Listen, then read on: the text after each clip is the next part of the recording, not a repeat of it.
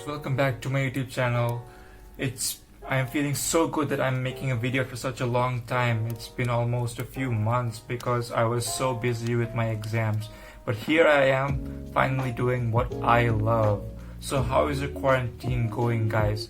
I know it's very boring. I am being bored myself. But when I think about it, I feel like I have got more time to reflect on myself and to focus on myself, to make videos which I can post and which I love doing. And I know that many of you are thinking about starting your own YouTube channel, and I think it's a very good idea because now people are just sitting home and they are doing most of the things online, so you can get more engagement if you post more videos during this time. So here I am, your boy Mashrur is giving you tips and tricks on how to start off your YouTube channel. And I know there's a lot of videos related to this topic, but the things I'm going to say are really crucial, but surprisingly none of the YouTubers have mentioned it in their videos. So to describe this whole process, I'm going to divide it into three main parts, which is non-materialistic, materialistic, and technical. So starting off with non-materialistic things, these are the qualities or the traits you can build up to record better videos within yourself. Okay, so the first thing I want to talk about is courage. Now, why I'm talking about courage is, the reason is, depending on the type of content you make, you might have to sit in front of the camera and talk, or just even face the camera. And many people are have that fear of talking in front of the camera, and that's completely normal. Okay, if you're a beginner and if you feel shy in front of the camera, or you cannot express yourself completely in front of the camera, then that's completely normal. You don't need to worry about that. But I want to share a secret with you guys which will help you to overcome that fear. Okay, and the secret is, make videos without the intention of posting it on YouTube. Just set up the camera and just randomly talk. This will make you feel more comfortable day by day and sitting in front of the camera and talking. The more you do it, the more comfortable you will become, the more confident you will become sitting in front of the camera and just talking whatever the thing you want to talk about, like I'm doing right now. Okay, I won't say I'm 100% confident, but I can say that I am a lot better than what I was, because once a time I practiced a lot. I did that thing whenever I wanted to, and you can imagine how many videos I've recorded of myself just talking in front of the camera. That's it. And I think that's a very important trait to have, because people are using cameras more increasingly these days, and if you have the confidence to talk in front of the camera, then that's great. Okay, so the second thing I want to talk about is shyness. Why I want to talk about shyness? Because me personally, I used to have that feeling of shyness when I'm thinking about the fact that one of my distant friends or my relatives might see my video. But I realized one harsh truth, and I'm telling you this, and the harsh truth is, no one is going to see your videos unless you send it to them personally when you are starting off your YouTube channel. Yeah, it's not going to blow up suddenly. It might, but it happens in really rare occasions. It's not going to blow up suddenly, like you just post one video randomly and overnight you become famous. No, it's not like that. You need to make videos consistently. You need to be persistent with your quality. You need to put your time and effort. That's why you need to love making videos. It's not just only about being a YouTuber or making videos. It's about everything you have to do in life, especially something related to your job, which is like you will do for a long time. You must do it because you love it. You have that passion for doing it, and I'll explain it in this next step, which I'm going to talk about, is money related goals. YouTube is not easy money. I'm telling you, it's very hard to record a video. It's very hard to edit a video. You need to put a lot of time and effort. Sometimes, like when you're doing it as a side work, you need to set up a different schedule in which you will record videos and edit them, separating from the rest of your life. Because if you just mix it up, then everything will get jumbled up and nothing will happen properly. It's that time consuming. It requires a lot of effort. So here's the thing, like if you do not love making videos, you will not be able to put that effort consistently. And to be successful in anything, like I realized, to be successful in anything, you need to love that thing. Because if you don't love that thing, then you won't be persistent, you won't do your hard work, you won't like grind in. And you should not be driven by numbers, because I have seen in one PewDiePie video where PewDiePie said that after you become established, after you become successful on YouTube, there will be a time when your numbers drop.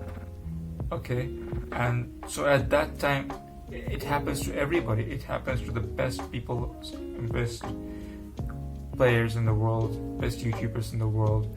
And so if you don't love making videos, then you won't be able to get through that stage. And the worst part is, your viewers, your subscribers will be able to see that. They will notice that. Okay, and so it is, if you don't love making videos, you will just fall apart at that time. You're going down the flow. But if you love making videos, then you will keep making videos, and one time you will just go back to the normal track you used to have again. So it's important to love what you do. That's the main thing. So the other thing I want to talk about are small things. Small things matters a lot. For the bigger picture, you need to ensure that the small things are properly done. Okay, for example, I cleaned up my background before shooting this video. I took a shower before shooting this video. I wore a good t-shirt, good quality t-shirt before shooting this video. All of this so that I've done all of this so that I feel confident talking in front of the camera. You see, these small things, they matter a lot. Now, I'm not telling you to just like focus on every small details. I'm not telling you to be Mr. or Mrs. Perfectionist. Yes, it's true that the more you make videos, you'll get better at it and your videos will get more polished. But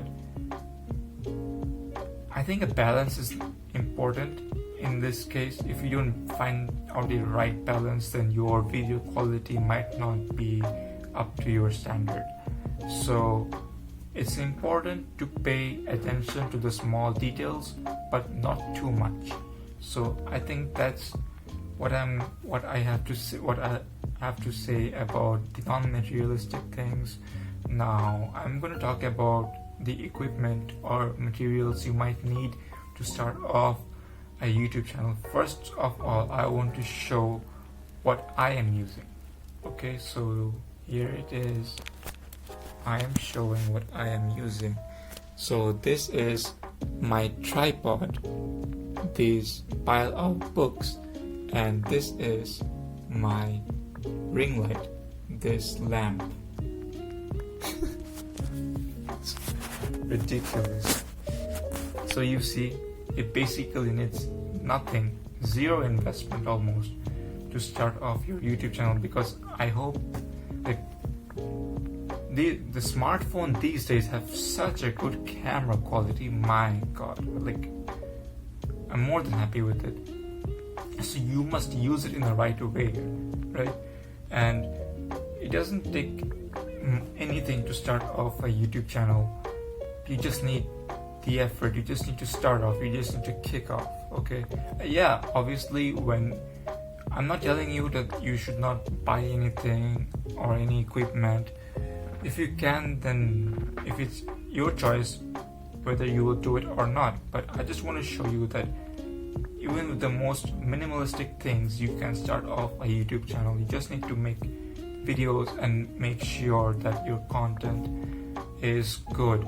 So I think I can talk about the technical part as well. I have some time left as well. So talking about the technical part, to start off the YouTube channel, you need to have an idea. Okay, an idea with which you're going to make a video about. Now, many people start to niche down into one thing, but I would suggest that first you choose your niche by making a bunch of different kinds of videos. Like, once you choose a niche, you need to have that depth of knowledge. You need to have that knowledge so that you can make videos on it repeatedly for a long period of time. So if you have a niche, it will help you to narrow down your viewers, your subscribers. So that will help you to engage with them, and that will help you to build an audience. So that's a tip I can give.